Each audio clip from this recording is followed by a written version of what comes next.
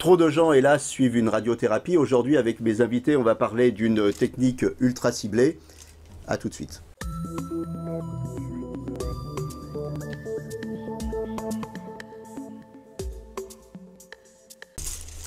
Alors, je suis avec le docteur Muriel Botti, qui est chef du département radiothérapie ORL et stéréotaxie au centre de cancérologie Paris-Nord. Bonjour. Bonjour. Alors, votre centre, c'est 1400 malades à peu près par an qui suivent une radiothérapie ou une curithérapie. Et je suis aussi avec Marine Hérault. Vous êtes, vous, manipulatrice en radiothérapie.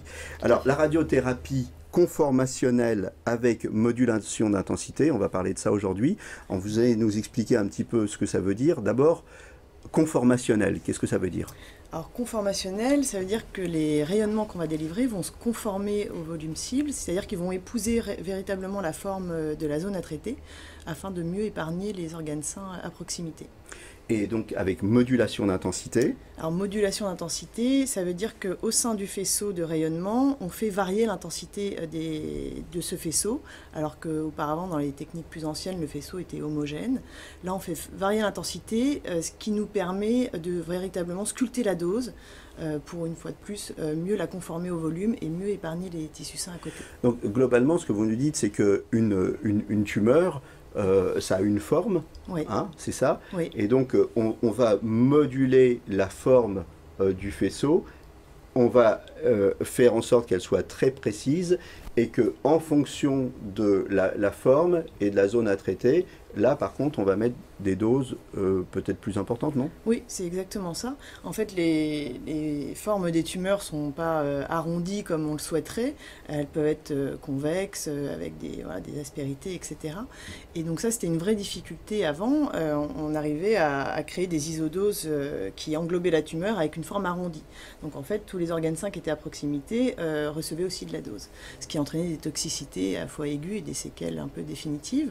Et là, on peut véritablement sculpter, donc vraiment rendre les doses concaves et épargner les organes qui sont à proximité directe de la tumeur. On va voir ensuite comment ça marche avec le masque que je portais au début.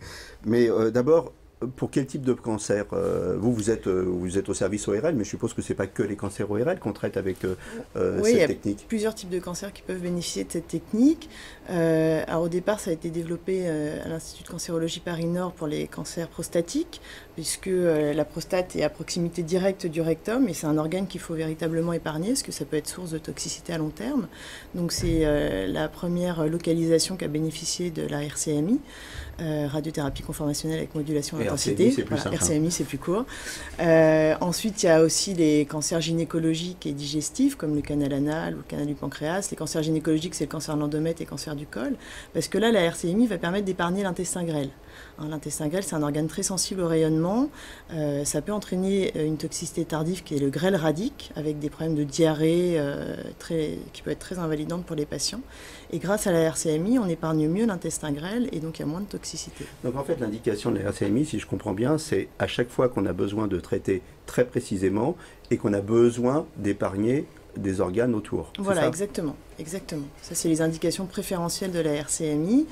Il peut y avoir des types de cancers où, avec les techniques classiques, on arrive à bien traiter et à bien épargner les organes sains. Mais pour plein de localisations, ce n'était pas le cas. Et donc la RCMI, ça a vraiment été un gain très important pour les patients. Alors, il y a 50% des malades qui sont traités dans votre centre par RCMI. Oui. Pourquoi que 50%? Alors parce que c'est quand même une technique qui est extrêmement complexe à mettre en œuvre, à la fois pour le patient et pour les équipes. C'est aussi une technique qui est coûteuse en termes de coût pour la santé. Donc si on estime que le patient ne va pas bénéficier de cette technique, on ne la met pas en place inutilement. Qu'est-ce qui fait qu'on estime qu'il va bénéficier ou pas de cette technique? Parce que ça a été prouvé par différentes études qu'il y avait un gain, par exemple pour la prostate, pour le canal anal, pour les cancers ORL.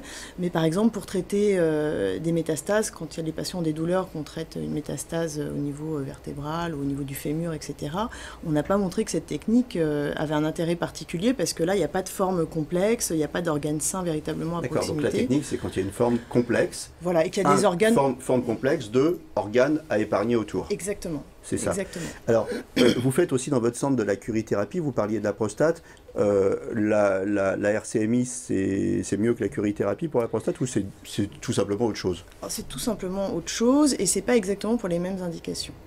Donc c'est la curithérapie de prostate. Alors moi je traite pas de cancer prostatique, mais donc c'est vraiment pour des cancers très localisés. La RCMI ça va être pour des volumes plus importants, plus complexes. On va revenir à votre spécialité, l'ORL. Ouais. C'est quoi les bénéfices en fait des patients qui ont des cancers ORL à passer par la RCMI? Alors il y a deux types de bénéfices. Il y a un bénéfice déjà sur la tumeur parce que ça va permettre, comme on épargne mieux les organes sains, d'augmenter la dose et de mieux couvrir le volume à traiter. Donc le bénéfice c'est déjà qu'on va mieux contrôler la tumeur, hein, donc moins de récidive, plus de guérison. Et le deuxième bénéfice c'est sur les organes à risque puisqu'ils sont mieux épargnés par cette technique. Donc il y a moins de toxicité tardive des traitements. Et en ORL, exemple c'est les glandes salivaires. Voilà, sur la sphère ORL, il y a plein d'organes à risque. Hein, donc, par exemple, il y a les glandes salivaires où les patients avaient une sécheresse buccale très importante. On épargne mieux la moelle épinière parce qu'il y a aussi des risques de myélite radique à long terme qui entraînent des paraplégies. Donc ça, c'était vraiment une toxicité essentielle à éviter. Donc ça, on épargne mieux la moelle épinière aussi, mais aussi les voies optiques. Quand on traite par exemple des cancers du cavum qui sont à proximité des voies optiques, eh ben, on les épargne mieux. Donc pas de risque de cécité, etc. On épargne mieux aussi au niveau de l'oreille interne, moins de risque de surdité. Vous parliez des cordes vocales, on épargne, c'est vrai, mieux le plan glottique, le larynx.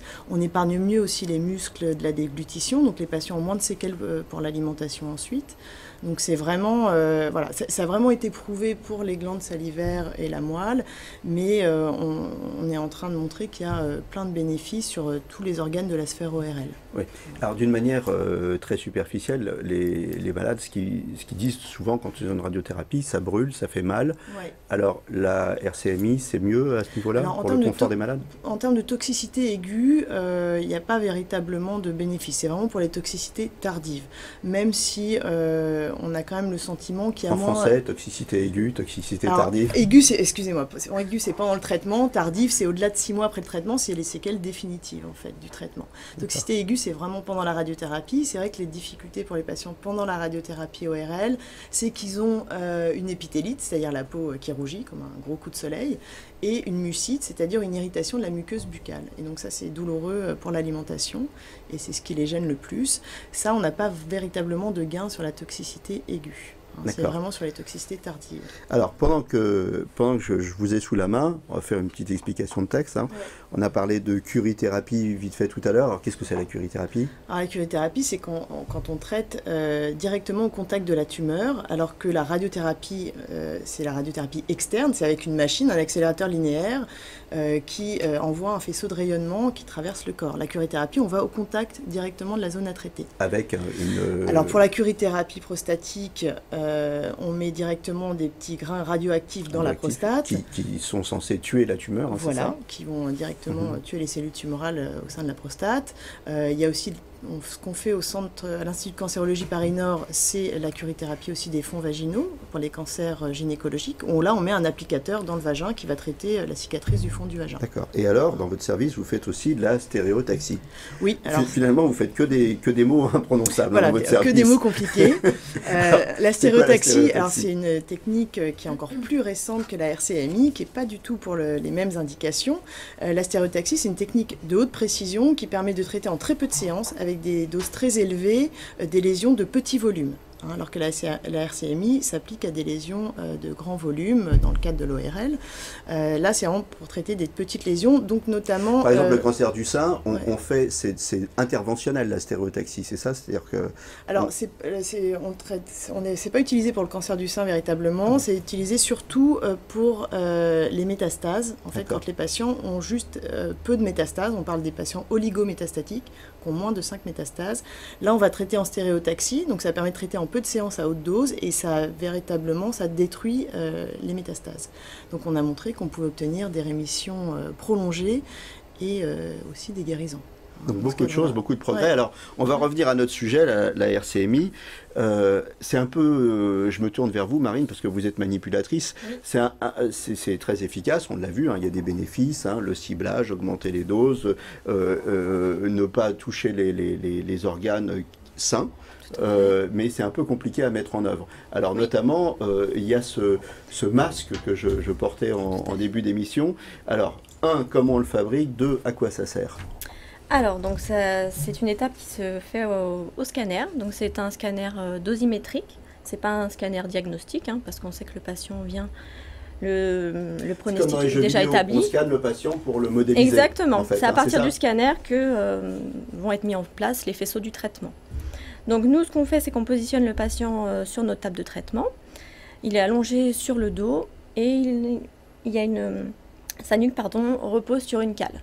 Donc il y a plusieurs cales, c'est des contentions personnalisées, donc il faut vraiment faire attention, prendre son temps parce que c'est un traitement très précis. Donc adapter la meilleure cale à la morphologie du patient. Et ensuite nous confectionnons en fait un masque. Donc au début il est rigide, bon maintenant il est rigide, nous le trempons dans l'eau et après donc il va se ramollir et nous l'appliquons au visage du patient ainsi que les épaules. Voilà. Okay, donc, il va durcir. L'utilité de ce masque, une fois que le patient sera allongé, on clip le masque, et ce qui fait que le malade ne bougera pas du tout. Vous voyez, et bien sûr, on ne veut pas qu'il bouge puisque le traitement il doit être ultra ciblé. Donc si le malade bouge, ça ne va pas le faire. Il faut vraiment qu'on ait une précision de bout en bout de la chaîne, c'est-à-dire depuis la confection du masque et du scanner dosimétrique sur lequel tout va reposer pour la préparation du traitement jusqu'à la dernière séance. Alors comment on adapte le masque? En fait, il est fait pour que le patient ne bouge pas. Et comment vous la repérez, la tumeur? Là, c'est la radiologie. Alors, on repère grâce au scanner dosimétrique, on prend tous les examens diagnostiques, les IRM, les TEP scans, on fusionne tout ça pour être le plus précis possible sur la définition de la zone à traiter. On est à moins de 3 mm. Moins de 3 mm. Ouais, on est vraiment sur des précisions millimétriques. Et au cours du traitement, à chaque séance, on vérifie le positionnement du patient et on vérifie qu'on va bien cibler la zone à traiter en faisant des images radiologiques et même maintenant des scanners. Les machines qu'on a à l'Institut de cancérologie Paris-Nord permettent de faire des scanners juste avant le traitement du patient. Donc on revérifie par scanner que le patient est parfaitement positionné. Alors dites-moi, c'est pas un peu angoissant ça, quand on a ça sur la tête? Ça peut paraître angoissant. Déjà on vient se faire traiter une tumeur, on n'est pas bon, et on nous met ça, c'est... Alors à l'Institut de cancérologie Paris-Nord, les manipulateurs exercent une consultation d'annonce. Donc pendant cette consultation, nous recevons le patient et justement nous lui expliquons comment vont se dérouler une séance pour justement qu'il n'y ait pas d'appréhension, qu'il soit le plus à l'aise possible. Donc nous lui montrons des photos, des images pour voir, pour pas qu'il soit impressionné, pour pas qu'il y ait d'appréhension possible. Nous pouvons lui ouvrir un petit peu le masque. Il peut respirer normalement, vous voyez, il y a plein de petits trous. Donc il peut respirer normalement. Donc globalement, c'est bien toléré. Et, la plupart du temps, c'est bien toléré. Tout le monde voit les bénéfices de cette technique. Écoutez, je vous remercie toutes les deux d'être venues. On a fait donc le point sur la radiothérapie conformationnelle avec modulation d'intensité. Je vous remercie beaucoup et d'ici là, portez-vous bien.